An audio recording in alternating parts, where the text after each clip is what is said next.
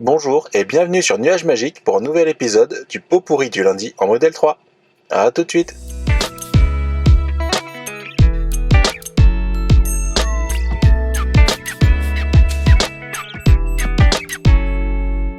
En début de semaine, je vous ai posté une vidéo pour partager avec vous ce que j'identifiais comme les faiblesses de la Tesla Model 3. Il y a eu pas mal de commentaires et je sens que c'est un sujet qui vous intéresse.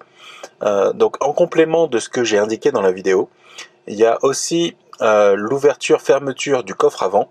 Et il se trouve que de la manière dont c'est fait, on peut l'ouvrir sans trop de soucis, sans mettre des traces de doigts sur le coffre, mais on est quand même obligé de finir le mouvement d'ouverture.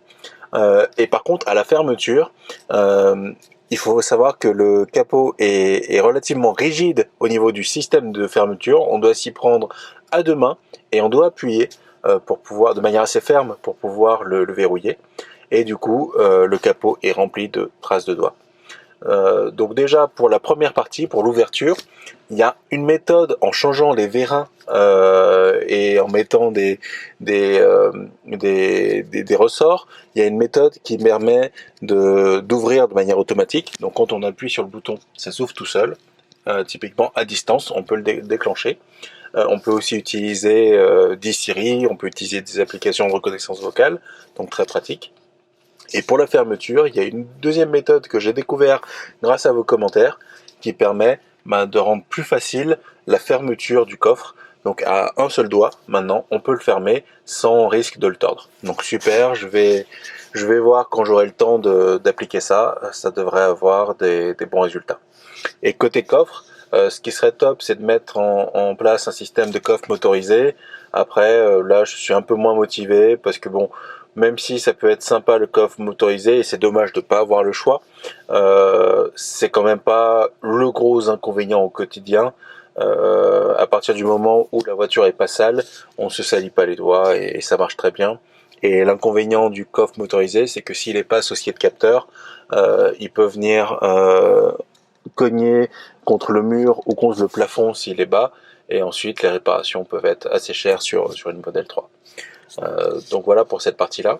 Et l'autre chose que j'avais sûrement oublié, mais que j'ai déjà cité dans des vidéos, c'est l'absence de lecture des panneaux de limitation de vitesse.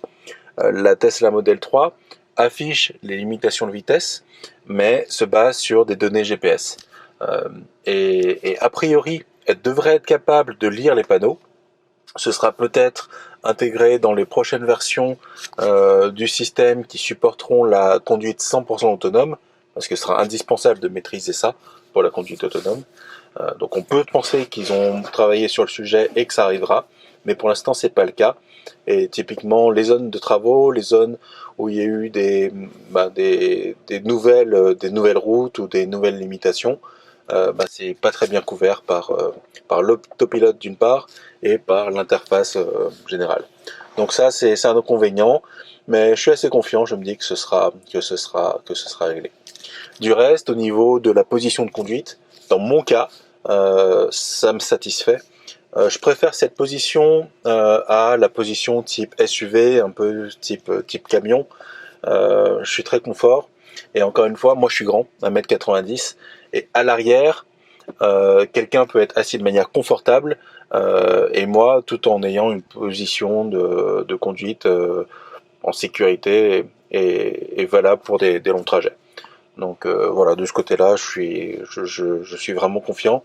Après, c'est un point qui dépend vraiment des personnes. Après, il y a sûrement tout un tas d'autres points d'ergonomie qui plairont à certains, qui déplairont à d'autres. Un avantage quand même de la Model 3 par rapport à la Model S, c'est le rangement qu'on a au niveau des portières. Alors typiquement, là, je vais voir, je ne sais pas si vous aurez assez de lumière, mais ici, on a des rangements qui permettent de contenir des bouteilles d'un litre 5. Donc là, c'en est pas une, mais une bouteille d'un litre 5 tient sans problème ici. Ça, c'est vachement pratique et je crois que typiquement sur la Model S, ça y est pas. Donc voilà. Donc voilà, sur cette, je pense que c'est tout pour cette vidéo-là. Je vous ai fait une autre vidéo dans la semaine. C'était à propos de mon premier trajet en véhicule électrique. Donc à l'époque c'était la Nissan Leaf. Je vous ai parlé du Rapid Gate et du fait que voilà, quand on a un véhicule qui charge lentement euh, ou un véhicule qui n'a pas de refroidissement actif, on peut avoir des problèmes quand on fait chauffer la batterie. Donc là, je reviens de mon déplacement, donc du long week-end de l'Ascension, en modèle 3, donc un aller-retour. En tout, on a fait plus de 1000 km dans le week-end. Globalement, ça s'est bien passé, mais il me faudra un petit peu de temps pour vous faire des vidéos de débrief. Déjà, ce que je peux vous dire, c'est que à l'aller, j'ai chargé. J'ai chargé sur le chemin à l'aller et je vous expliquerai pourquoi. Et puis pour le retour, je vous expliquerai comment ça s'est passé. Je vous laisse un petit peu dans le flou. Est-ce que j'ai chargé, est-ce que j'ai pas chargé, est-ce que je me suis arrêté ou pas. Restez à l'écoute. Dans la semaine, je pense que j'aurai le temps de faire la vidéo sur ça. Ensuite, je vais aussi faire une vidéo sur les capacités de chargement du coffre pour vous montrer un peu tout ce que j'avais pu stocker. J'avais stocké pas mal de choses entre coffre avant, coffre arrière, et je veux partager ça avec vous. Alors c'est peut-être pas le cas ultime, mais c'est un beau cas à partager. Alors c'était une vidéo de nuit, j'espère que la qualité sera suffisante pour la partager avec vous. Voilà. Autre chose, on a reçu une mise à jour très importante qui nous permet de bénéficier du système Navigate on Autopilot, donc en France on l'appelle navigation autopilote, qui permet de faire un pas en avant vers la conduite entièrement autonome.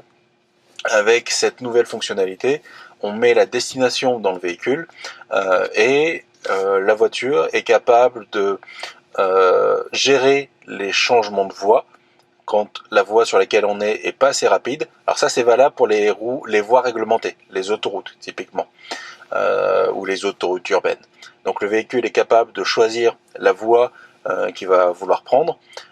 Pour l'instant, il faut encore valider en utilisant le clignotant, et elle est capable aussi de prendre automatiquement des sorties d'autoroute.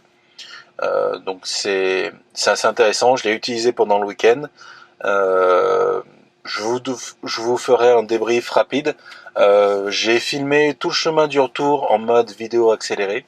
Donc je verrai si je peux, sur la base de la vidéo accélérée, mettre quelques commentaires pour expliquer ce que j'en ai vu de cette nouvelle fonction.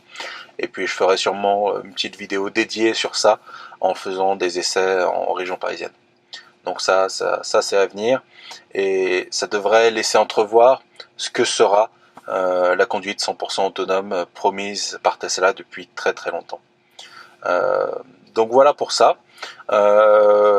Et donc du coup, quoi d'autre à venir? Je vous ferai un bilan sur la consommation, sur aussi un moyen de connaître les différentes consommations de la Tesla Model 3 en fonction de la vitesse.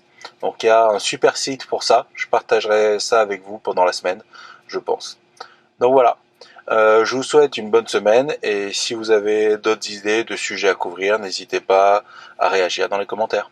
À la prochaine.